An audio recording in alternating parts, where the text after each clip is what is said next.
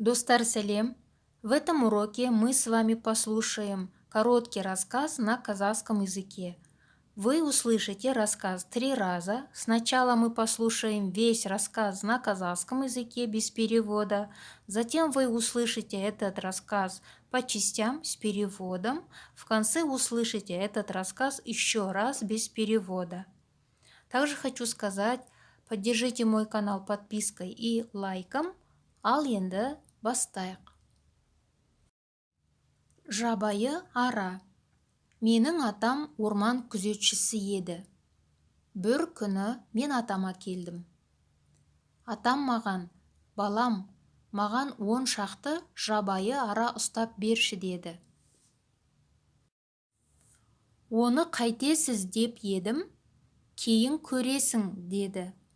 Мен атама бірнеше ара ұстап бердім. Атам қамыстың түтігіне аз ғана бал салды. Араларды соған жіберді. Үстін жапырақпен жапты. Қамыстың екі жақ ұшын жапырақтармен бітеді.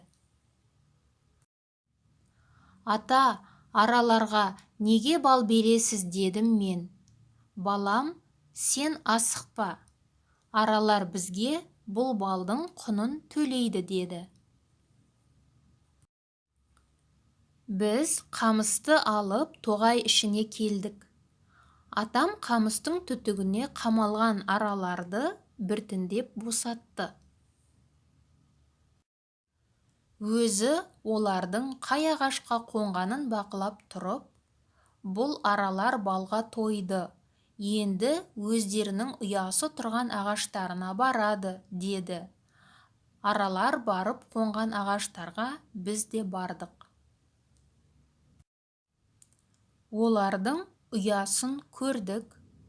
Олардың ұяларынан атам 2-3 килограмдай бал алды. Араларға неге бал бергенімді енді ұқтың ба, деді атам. Жабайы ара. Менің атам орман күзетшісі еді. Бір күні мен атама келдім. Атам маған, балам, маған 10 шақты жабайы ара ұстап берші деді. Дикая пчела. Мой дедушка был лесником. Однажды я приехал к дедушке. Дедушка сказал мне, сынок, поймай мне около 10 диких пчел. Оны қайтесіз деп едім, кейін көресің деді. Мен атама бірнеше ара ұстап бердім. «Зачем вам это?» – сказал я. «Потом увидишь», – сказал он. Я дедушке поймал несколько пчел. Атам қамыстың түтігіне аз ғана бал салды. Араларды соған жіберді. Үстін жапырақпен жапты. Қамыстың екі жақ ұшын жапырақтармен бітеді. Дедушка положил немного меда в трубочку. Трубочка здесь қамыстың түтігі. Түтік слово переводится трубочка. Қамыс – это камыш. Это трубочка, сделанная из камыша. Пустил туда пчел, накрыл ее листом. Кончики камыша с 2 сторон закрыл листами. Ата, араларға неге бал бересіз дедім мен. Балам, сен асықпа. Аралар бізге бұл балдың құнын төлейді деді. Дедушка, почему вы дали пчелам мед? Спросил я. Сынок, ты не спеши. Пчелы нам заплатят стоимость этого меда, сказал. Біз қамысты алып тоғай ішіне келдік. Атам қамыстың түтігіне қамалған араларды біртіндеп босатты. Мы, взяв камыш, пришли в лес. Дедушка постепенно выпустил пчел, заключенные в трубочку. Өзі олардың қай ағашқа қонғанын бақылап тұрып, бұл аралар балға тойды. Енді өздерінің ұясы тұрған ағаштарына барады деді. Аралар барып қонған ағаштарға біз де бардық. Сам наблюдал, на какое дерево они садились. Эти пчелы наелись меда. Теперь они полетят к деревьям, где расположено их гнездо, сказал он. Мы тоже подошли к деревьям, к которым полетели пчелы. Олардың ұясын көрдік. Олардың ұяларынан атам 2-3 килограммдай бал алды.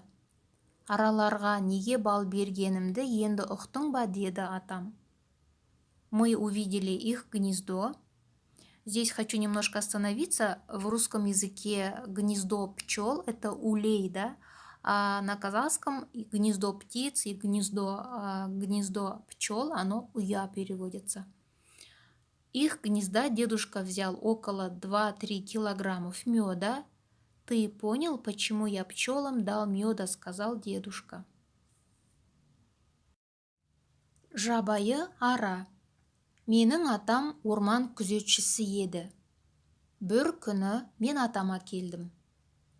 Атам маған, балам, маған 10 шақты жабайы ара ұстап берші деді. Оны қайтесіз деп едім, кейін көресің деді. Мен атама бірнеше ара ұстап бердім. Атам қамыстың түтігіне аз ғана бал салды. Араларды соған жіберді. Үстін жапырақпен жапты. Қамыстың екі жақ ұшын жапырақтармен бітеді. Ата, араларға неге бал бересіз дедім мен. Балам, сен асықпа. Аралар бізге бұл балдың құнын төлейді деді. Біз қамысты алып тоғай ішіне келдік. Атам қамыстың түтігіне қамалған араларды біртіндеп босатты. Өзі олардың қай ағашқа қонғанын бақылап тұрып, бұл аралар балға тойды. Енді өздерінің ұясы тұрған ағаштарына барады, деді. Аралар барып қонған ағаштарға біз де бардық. Олардың ұясын көрдік. Олардың ұяларынан атам 2-3 килограммдай бал алды. Араларға неге бал бергенімді енді ұқтың ба, деді атам. Достар, этот рассказ для среднего уровня. Если вы хотите, чтобы я продолжила чтение для среднего уровня, ставьте лайки в комментариях. Я вам желаю удачи в изучении казахского языка. Келесі сабақта кездескенше сау болыңыздар.